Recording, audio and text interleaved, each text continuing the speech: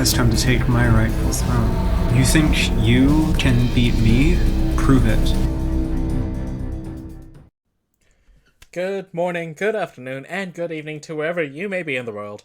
Welcome to the Rainbow Pitch League Season 2. My name is Kiki, I'm one of the co-founders of the Rainbow Pitch League, and I'm super excited to bring you some Week 1 action for the Rainbow Pitch League, and we have started this league off with a bang.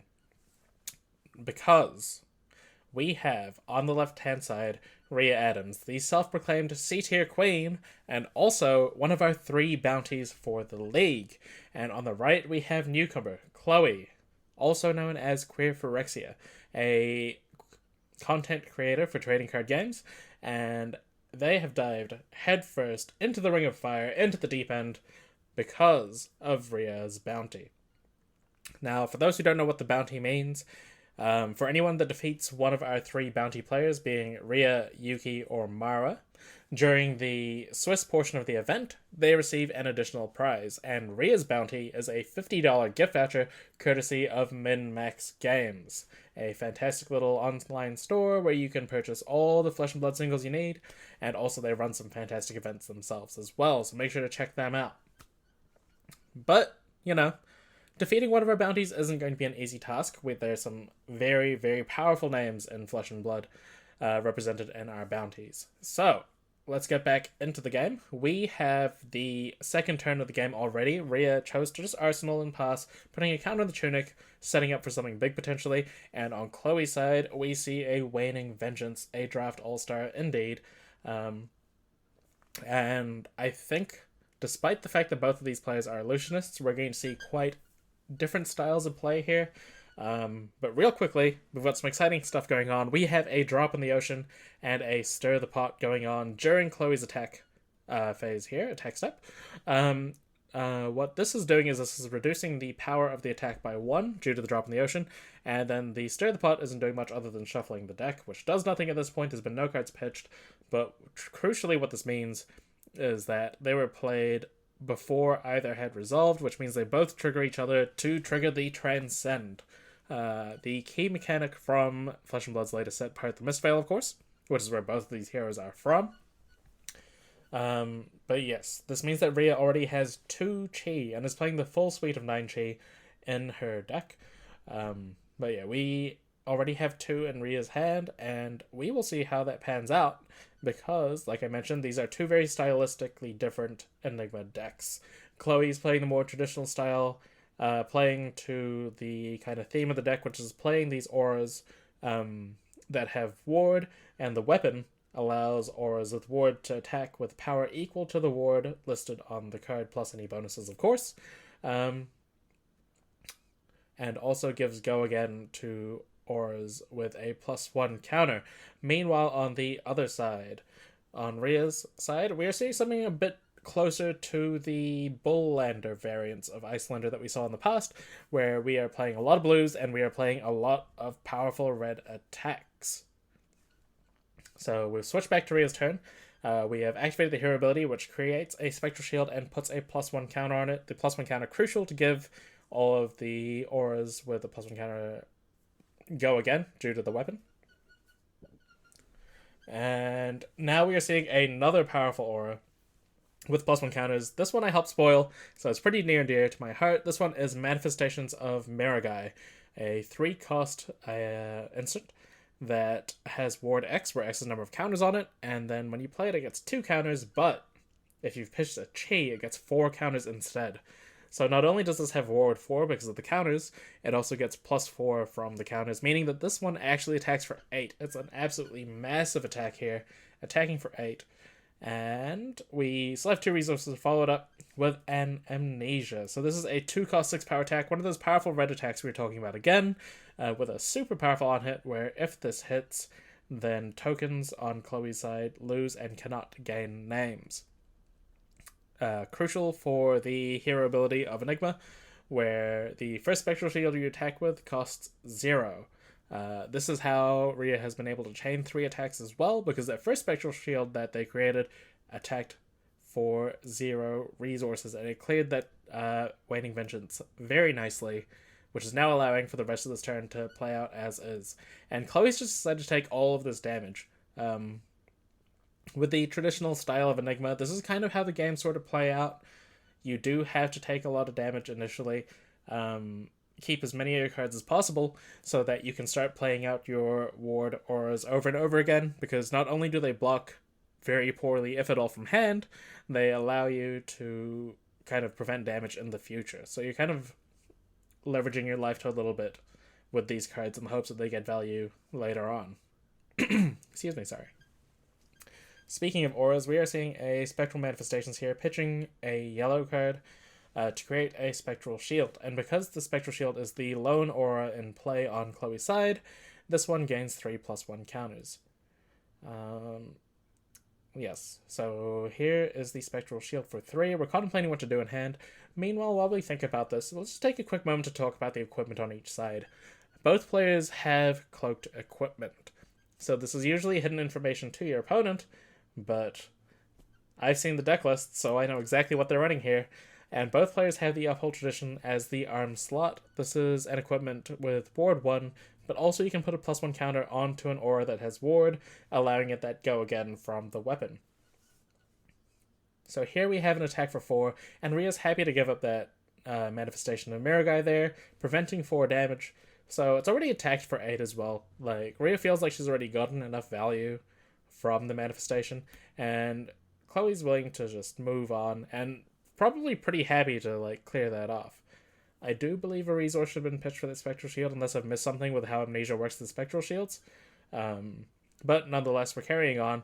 A blue Tenant was played. I believe this is the draw card one, but it's not going to matter because we're not seeing any more blue attacks. What we are going to see, however, is a transformed... a transcended chi card once again, and this is one of the special ones. This is the... Give me a second, I'm going to quickly try to remember the name. This is the Sacred Art Immortal Lunar Shrine. So for those unfamiliar, each one of the Tales of Mysteria... Part of the Mistveil heroes... Whoops. Each one of the Part of the Mistveil heroes has their own specialization Transcend card, and Enigma's one allows her to either make 2 Spectral Shields or put a +1 counter on each of your auras or Transcend. But because Chloe's played a blue card, it triggers all 3 effects instead. So we're seeing some very fast chi action going on here. I don't expect to see this card arsenaled. It's just a matter of whether we're going to see it pitched to attack with these other Spectral Shields or not. But it looks like we are happy to pass the turn there, keep the chi in hand, maybe to activate the hero ability once more, and just draw up to the hand size of 4. Now, each player does still have a piece of equipment I haven't talked about yet. On Chloe's side, we have the Kimono, which, if you are on 1 life, you can flip it face up, and then at the start of your turn, it destroys itself and searches for a chi. So it's a really good way to activate the hero ability in dire situations, try to claw your way back in. And on Rhea's side, we have the Aqua Lapse, which is a super exciting equipment. It does block for 1 and destroy itself at the start of your turn. Once it's been flipped, obviously. So you do want to make sure it's going to be on a turn where you can block with it. But crucially what it does, it gives your attack go again. And I don't believe there's a specification on it. It's literally just any attack. So we might see some double Command and Conquer action going on later on. But for this turn, we have an attack with a Spectral Shield for 0, attacking for 2, followed by another Amnesia attacking for 6. And Rhea has 2 cards in hand. And I don't know if Chloe knows, but I know that there's some pummels in Rhea's list that we could be seeing here. So it looks like we have played an Unmovable from hand. This is going to defend for 7 as a defense reaction on this Amnesia. Pitching a Levels of Enlightenment, a super powerful blue card from the set. It's almost akin to like the Mystic Enlightened Strike, but here we are. Here we see that pummel. We don't even need to use the last card in hand because of the Tunic. This has come in for an additional 4 on top of that 6, going up to 10, being blocked for 7. We're going to see 3 damage come through, and Chloe's going to have to discard the last card in their hand unless there's a reaction that we see going on. No, I can't count. There's 3 Spectral Shields. It's going to be completely blocked out, leaving Chloe with 1 card. But also, I don't think Rhea's unhappy with that situation. Like, this is clearing a lot of stuff. And also gets to Arsenal. Chloe's not going to be able to apply any pressure back. Oh, this is fantastic. Of course, we have that chi in hand, so this is going to make the 4th Spectral Shield, and Chloe can now choose to just let the 3 Spectral Shields with a +1 counter go, and leave the one with 4 +1 counters in play to attack for 5. That was an absolutely amazing play to keep that Spectral Shield alive. Fantastic stuff. Doesn't get hit by the pummel. The downside, of course, is that we have no card arsenal on Chloe's side, but I think that they are more than okay with having a 5 power Spectral Shield coming through for 0. So here we go. Comes in for 5. Turned sideways to signify that. And Rhea is now going to have to make some decisions. During this process, we might as well talk about the rest of the equipment that we see here. So, on Chloe's side, we have the Crown, which lets you sacrifice an aura to play another aura. This was a very interesting one back in the original Prism days. It allows you to have turn your Spectral Shields into a more impactful aura down the line. And then as the feat, we have the Phantasmal Footsteps. Once again, a super fantastic Prism piece of equipment. Not one that we traditionally see in Enigma, but we did see a Spears of Surreality, rather, on Chloe's side, so it could be a kind of way to force through damage with a bunch of Illusionists attacks. Meanwhile, on Rhea's side, we have the ever-famous, or maybe infamous, Fyendal's Spring Tunic. As we've seen, it's already provided a bunch of value, giving 1 resource across a 3-turn span, and it just keeps on repeating as long as it stays alive, so we're going to see that a bunch. And most importantly, arguably the best equipment from Path of Mistveil, if not one of the best equipments of all time, we have Traverse. So what this one does is it's a Blade Break 2 defense card, which is very, very on right, like above right probably already. But it searches your deck for a chi card to put into your hand. So in this case, we're going to see Rhea have a 5-card hand, plus the... I've forgotten the word already. The the face down card below the character, where you put your arrows and things. It has a name, and I've forgotten it because I'm really good at this. I keep on thinking armory, but I know it's not armory. This is slightly embarrassing, but we're gonna move on. The Spectral Shield has been taken out. But as we know, Rhea has the Chi in hand and has 5 other cards to work with as well. Arsenal. The Arsenal card. Oh my goodness. Okay. So with that Chi being found, we have another manifestation of Mirror Guy, and this is going to be super hard to block out. We have another 8 damage with Go Again coming through. And surely Rhea has a card to pitch here for it. There we go. There's a Rage Spectre being pitched, leaving them with 2 resources. And this manifestation is coming in with 8 with Go Again. Now for Chloe, are you going to throw your hand to try to protect the Spectral Shield like the last turn? Because there are still 3 cards on the other side over there. And they are probably more than ready to apply more pressure onto this lone Spectral Shield, should Chloe be able to not defend this. But they're going to try. So here we have, once again, another Waning Vengeance, paying 1 to give Ward 3. 2 resources remaining. What other cards are we going to put down? Oh, it's going to be tough to protect this. And here we have a Restless Coalescence. So let's quickly look up Restless Coalescence so we can talk about it a little bit more. Coalescence. It's a super exciting card with +1 counters. What this allows you to do is when it enters the field, you can move any number of +1 counters from auras you control onto the Restless Coalescence. And then once per turn, you can remove a +1 counter to create a Spectral Shield. And it also has Ward 2 itself. So basically what this does is if your shield is under threat, your big shield, you can actually just remove all the counters from it and then try to create some Spectral Shields and try to not lose so much value. Pairs really well with the 10,000 Ancestors. Sorry, not Ancestors. I'm so bad at names. 10,000 Year Reunion. I was close. Which we haven't seen yet, but I do know exists in Chloe's deck. And Rhea has chosen to put a +1 counter onto this Manifestation's Mirror Guy, which actually buffs its power by 2, because it increases the ward, and then of course the counter itself. So this is coming for 10, and we are seeing a big board clear. Everything's gone. There's a blue pitch, so we do get a Spectral Shield back, But Rhea still has 3 cards and more actions, and speaking of big attacks, we are getting a Phantasmaclasm for 9. So this turn has been absolutely massive. A 19 damage turn, and Rhea gets to keep an arsenal in hand. And we are getting a 3 visits. So what this one does is this gets Ward X, where X is 3 times the number of blue cards in the pitch zone. Nope, what's happening? It's gone to the bottom. No. Sorry, we don't get a 3 visits. It's Phantasmaclasm effect, of course. So what Phantasmaclasm does is it looks at your opponent's hand, you choose 1 card to go to the bottom, and then they draw a fresh card. So usually this is great for clearing sort of like poppers. What people affectionately know 6 power cards to be, because 6 powers do kind of get in the way of massive attacks with Phantasm. But in the Illusion matchup, there usually isn't very many poppers, but of course, Rhea's playing on a different axis over here. Regardless, we just saw a 19 damage turn, and Rhea still got to keep an arsenal, and Chloe only has the 1 card to arsenal, so it's not looking great for our hero here, but our villain is off and away. Now, of course, Rhea's actually a super lovely person. I'm using the term villain very endearingly.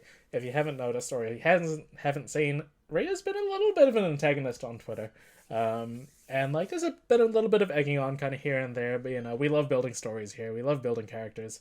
And Rhea loves to attack for 10, once again for 1 resource with Go Again. This is absurd rates of value that we're seeing over here. And if this keeps up, it's not going to be too much longer of a game.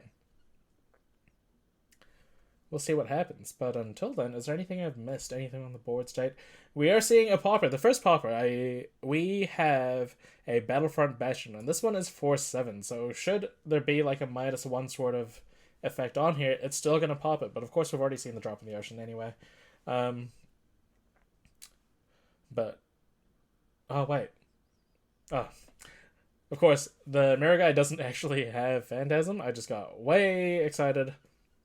This is just preventing 2 damage from the block, plus an additional 1 from the Battlefront Bastion's effect. And here we're seeing the...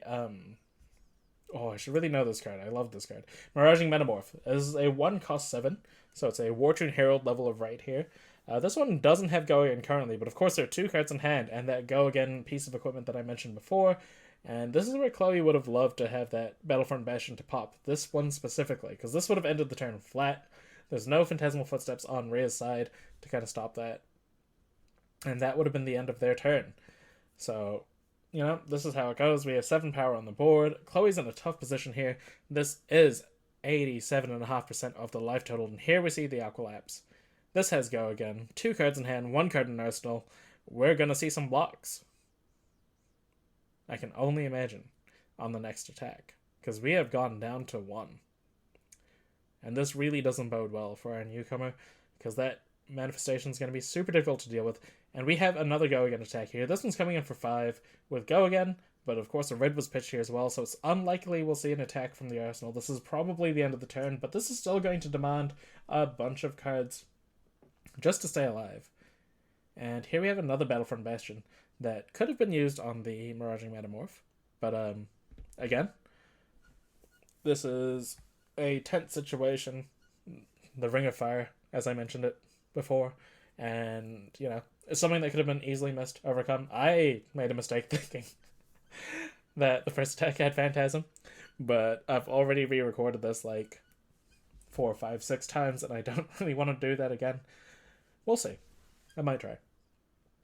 But we did go to 1, and here comes the Kimono, searching the deck for the Chi, and it's going to be a tough climb, but having the extra resource here is going to be super helpful in trying to get back into the game. How many cards does Chloe have here? I believe blocked 2 cards, so there should be 2 cards in hand plus the Chi. This is almost akin to like the Traverse. Obviously, you have a little bit less control about when you get to trigger it, but it should hopefully enable some super powerful plays. If we have a quick look, we have 3 manifestations on Chloe's side as well, so that would be the ideal play here.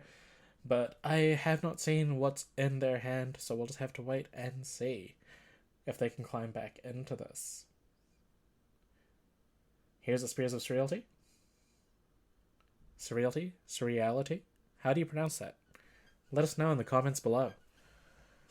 And we have that Chi pitch, so the Chi is just going to be a resource card for this turn, but that's more resources than we had before the kimono popped. So here's an attack for 3 with Go again, and Rhea again. Deck filled with poppers. A whole bunch of them.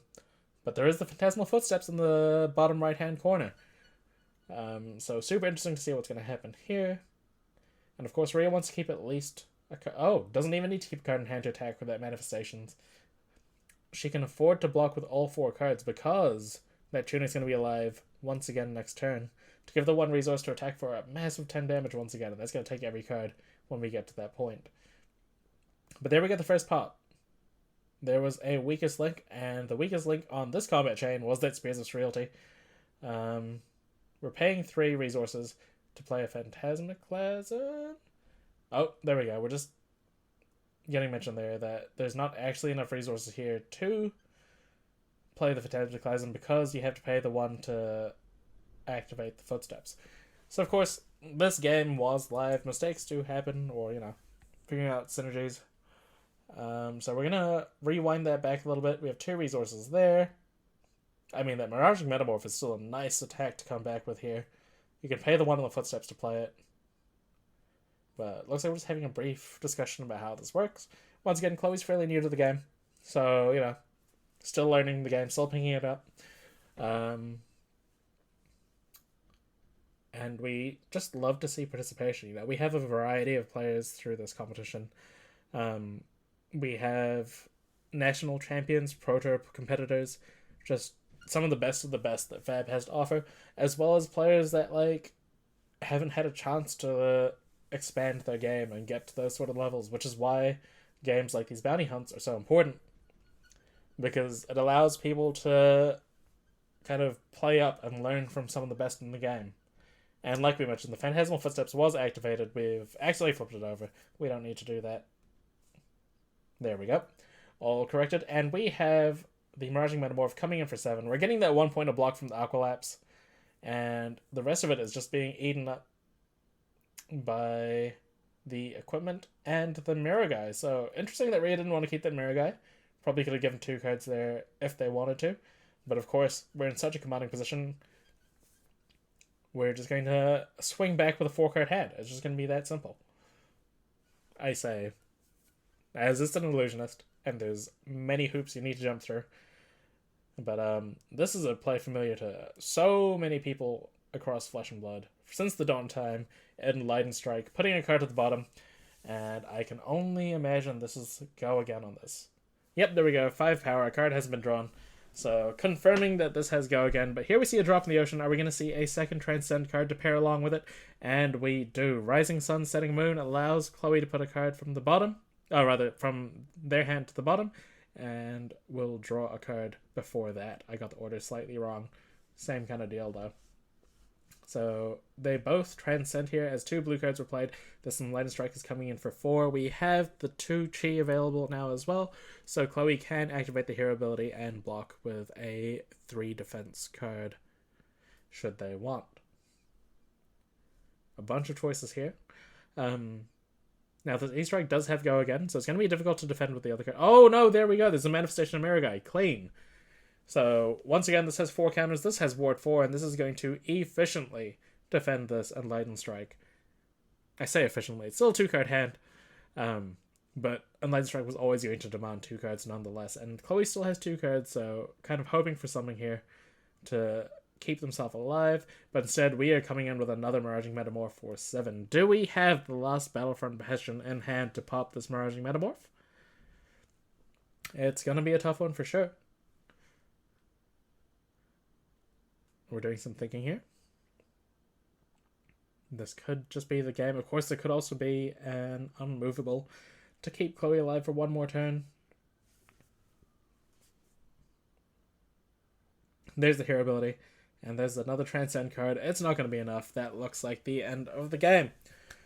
So, thank you all for joining us for the first week of the Rainbow Pitch League. It's super wonderful to have you joining us. We're super excited to be bringing this back to you. We're going to have some fantastic games lined up. There's going to be more bounties. We're going to see some previous champions. I already know what the Week 2 lineup is, and we have some familiar faces in that one. So keep an eye out for that. Thank you once again to MinMax Games for sponsoring Rhea, for sponsoring our league, and for being confident enough to put their money where their mouth is by putting it up as a bounty in the league. We have 7 weeks of Swiss coming up as well, so make sure to check everything out. And until then, have a great day, keep on enjoying Fab, be kind to everyone, and we will see you for the next game. Have a good day.